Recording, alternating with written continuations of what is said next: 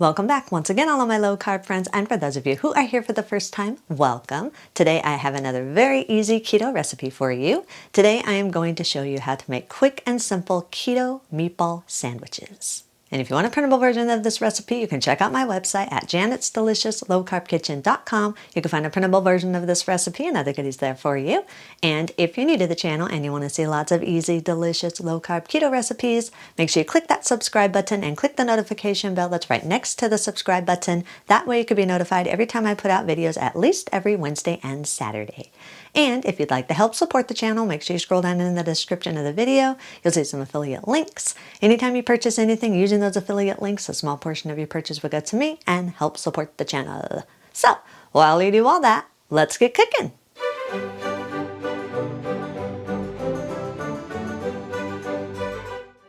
Place 30 milliliters or around 2 tablespoons of the oil of your choice in a large skillet over medium heat. I'm using olive oil. You can use whatever oil you want. Let the oil preheat for around 3 to 5 minutes or just until the oil is heated. While the oil is preheating, in a large mixing bowl, combine 1 pound of lean ground beef, a half teaspoon of garlic powder, a half teaspoon of onion powder, a half teaspoon of dry oregano, a half teaspoon of dry parsley, a half teaspoon of dry basil, 1 teaspoon of salt, and a half teaspoon of pepper. Add 1 large egg, then stir the egg into the meat mixture until the meat is fully coated with the egg. If you need to, you can use your fingers and get in there a little bit to make sure that all of the beef is coated with the egg.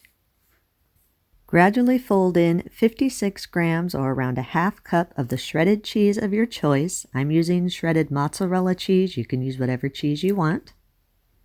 Add 23 grams or around a 1/4 cup of freshly grated Parmesan cheese. It's best to use freshly grated, but if all you have is the canned Parmesan cheese, that works fine. Also, if you'd rather have a different cheese than Parmesan, that is up to you also. I will say that if you use a cheese that has a higher fat content than Parmesan cheese, you may have a little bit more of a greasy meatball. Parmesan cheese is a fairly dry cheese, so it makes good as a binder and a filler for the meatballs. Just make sure when you are adding both cheeses that you are just gradually folding it in a little at a time. That way the cheese doesn't clump up and just stay in one area of the beef. It's evenly distributed and much easier to evenly distribute when you just gradually fold it in. Once the cheeses are completely added, give the meat mixture an extra stir or two just to make sure that everything is completely combined and that all the cheese and seasonings are evenly distributed throughout the meat. Scoop the meat mixture out about 2 tablespoons at a time onto a lined work surface. Roll each meat scoop into a tight, smooth ball. Now you can make these meatballs however big or little that you want. For me, 2 tablespoons is the perfect size meatball for me. Just remember when it comes to the cooking time, if you've made your meatballs bigger or smaller than mine, then you'll need to adjust the cooking time just slightly. Once the meatballs are all scooped and shaped, check on your skillet, make sure the oil has preheated a little bit. Place the meatballs in a single layer in your preheated skillet. Make sure they are in a single layer and that there's space in between each one of the meatballs. You don't want to stack these on top of each other. So if your skillet's not big enough to hold all the meatballs at once, you'll need to cook it in a couple batches. Cook the meatballs over medium heat for around 2 to 3 minutes or just until the underside of the meatball has turned brown a little bit. Then turn the meatball over and continue cooking and turning the meatball about every 2 to 3 minutes until the meatballs are completely browned on all sides and no longer pink in the middle. This can take anywhere from 5 to 7 minutes, maybe a little bit longer, depending on how big you've made your meatballs and how hot your skillet gets. Once the meatballs are cooked, then use a slotted spoon and remove the meatballs from the skillet. Then place the meatballs on a paper towel lined plate to drain any excess oil. And if you're needing to do a second batch of meatballs, continue cooking the meatballs the same way you already did and place them on that paper towel to drain. Also, if you don't want to cook your meatballs on a stovetop, you can bake these. All you need to do is just line a large baking sheet, Place your meatballs a little bit apart on a baking sheet and bake at 400 degrees for 18 to 20 minutes or until the meatballs are no longer pink. Once your meatballs are all cooked, then just set them aside for just a second while we make the sauce.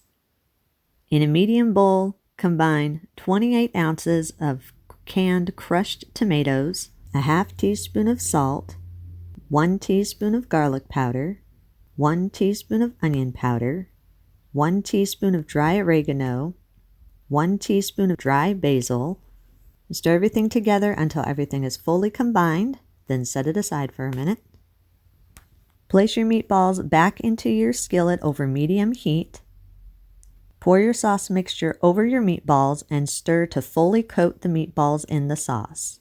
Now, if you're wanting your meatball sandwiches extra saucy, you can always make more of the sauce. That's up to you. I just like enough to cover the meatballs.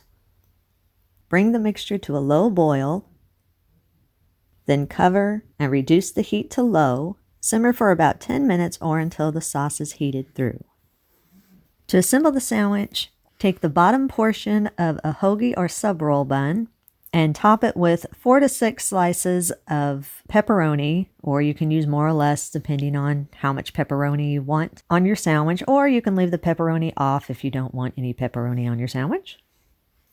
Top the pepperoni with around 3 to 4 meatballs and however much sauce you want. You can put more or less according to your personal taste.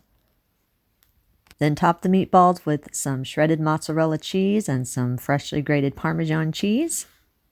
Then you can do like my family and I do a lot of times, and we just leave an open-faced meatball sandwich, or you can put the top portion of the hoagie or sub roll on top. If you want your sandwich to have more of a toasty taste to it, then just place the sandwich on a lined baking sheet and preheat your oven to 400 degrees. Then put the sandwich in the preheated oven and bake at 400 degrees for around 3 to 5 minutes, or just until your cheese is melted and your sandwich is toasted. That's up to you if you want that extra toasty crunch. So here we are. We've got my yummy hoagie roll. We've got my meatball marinara filling. Smells so good. Let's see how good it tastes.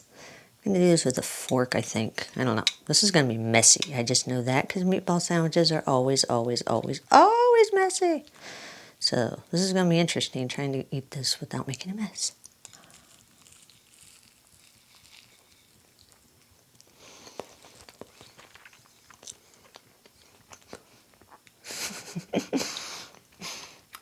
It's very good. It is messy, so you might want to eat that with a fork. That is very tasty. And the meatball sandwich, you can get as creative as you want with the filling. I added a little bit of pepperoni on with mine, and that is yummy. You can do whatever you want with these things. Tasty.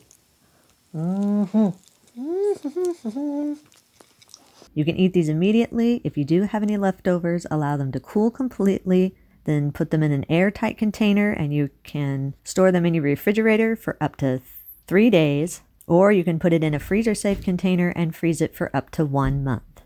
Eat and enjoy. And that's a recipe of the day. I hope you enjoyed it. If you did and you want to see more videos like this, make sure you click that thumbs up like button, click that subscribe button, leave me a comment if you want to. Let me know if there's any recipes that you'd like to learn how to make, and I'll do what I can to get those out there for you. And as always, keep cooking.